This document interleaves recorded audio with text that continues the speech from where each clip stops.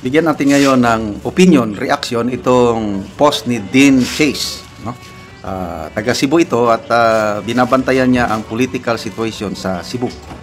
So basahin ko ang kanyang post tungkol ito sa Intel.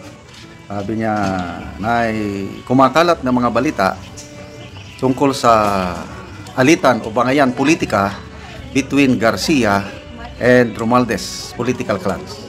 Matatandaan na natin itong laman ng balita itong kahapon, ayaw permahan ni Congressman Duke Prasco ang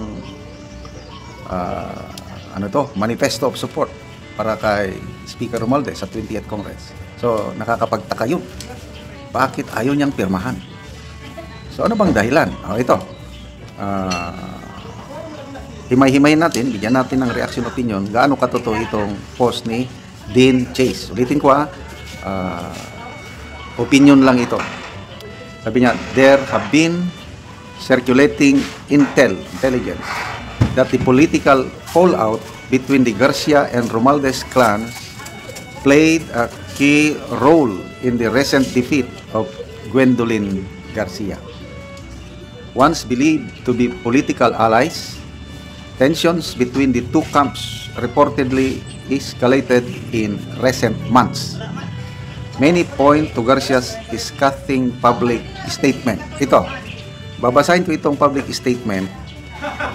Although hindi pinangalanan ni Governor Garcia kung kinsa ni, kaya lang, bahala na kayo kung sino ang kanyang pinatamaan. Sabi niya, nothing destroys one's respect in the hearts of others more than greed.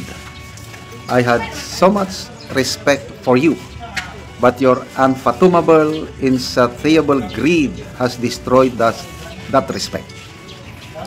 As a direct attack on House Speaker Martin Romualdez, although she stopped short of naming him outright. So, klaruhin natin walang pinangalanan ni Governor Garcia sa statement na ito. Nagsalita lang siya. Kaya lang, bato-bato sa langit ang natamaan, nagalit. Sources close to the matter claim that Garcia believes Romualdez had a hand in influencing and manipulating the outcome of the 2025 local elections. Allegedly, these are allegedly, di umano. So, hindi ito proven. Marites nga. Using his vast political network and resources to undermine her camp. This deepened suspicions and widened the rift between the two political figures, especially among their supporters. The alleged betrayal has sparked debates on how far national leaders are willing to go to secure dominance, even if it means dismantling long-standing alliances. Adding another layer to the controversy, it's also rumored. Ito, rumor lang ito. Walang basihan.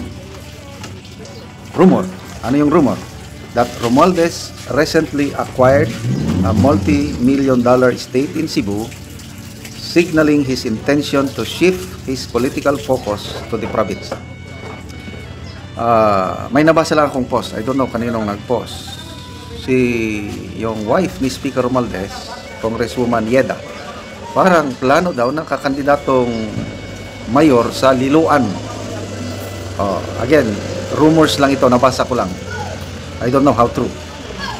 With Cebu being a critical political hub and a vote-rich region, the move appears strategic, possibly aimed at establishing a stronger foothold ahead of the 2028 national election. But the real question now is, how will Cebuanos respond? Will they embrace the entry of a powerful national figure into their local politics? Or will they resist what some perceive as a calculated power grab? So medyo malalim itong post ni Dean Chase, although wala siyang basihan. These are rumors na bahala na kayo, bahala na tayo na kung ano ba talaga. So ito lang ang masasabi ko, yung close na magkaibigan itong Romualdez and Garcia. But ngayon, parang wala na, magkakaiwalay na kasi nakakapagtaka bakit ang isang Deputy House Speaker, Duke Prasco, son-in-law na Governor Garcia, is hindi susuporta sa speakership ni Martin Romualdez. So, mayroon talagang problema sa relasyon. So, malalaman natin in the coming days dahil magpapaliwanag daw si Congressman Duke Prasco anong dahilan. So, yun po, lesson in politics. No permanent friends, no permanent enemies. Ang Marcos Duterte noon na magkasangga, magpartner, ngayon magkaaway na. Ang Marcos Dilawan noon na magkaaway, ngayon sila na magkapartner. And then yung greed sa politika.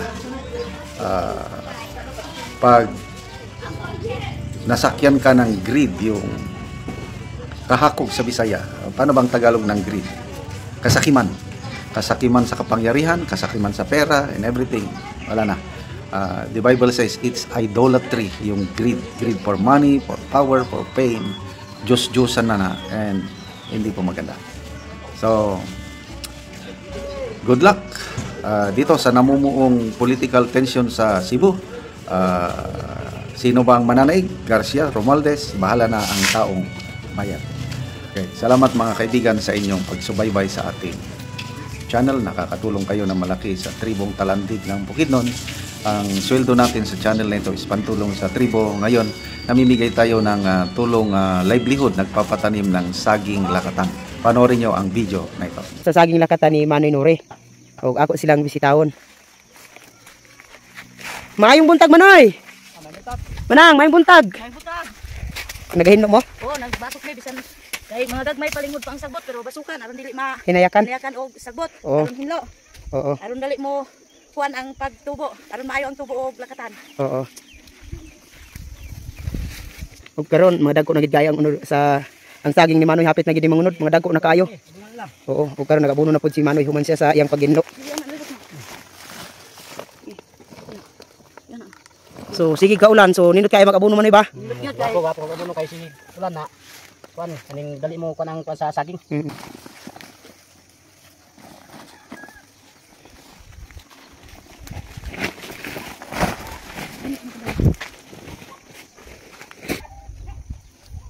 Oh, hapit na gid ni mangunod ang saging ni Manoy kay mga dagko naman. Oo. Oh, human sa pag-abono ug paghinlo, nag-spray na pud si Manoy sa saging lakatan pampatay sa insekto. So nag-spray siya sa puradan.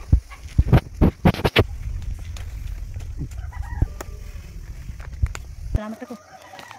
Salamat ko sa dako ko pagpasalamat sa Ginoo nga tagaan mi niya og grasya, panalangin og sa nagtan-aw sa video nga pasalamat ko nga mopadayon ang pagsuporta sa saging lakatan kay nakapananom na gyud mi naa nami kasuportar og puhon-puhon nga maka-harvest mi sa among saging lakatan, naa nami makasuporta sa among mga eskwela.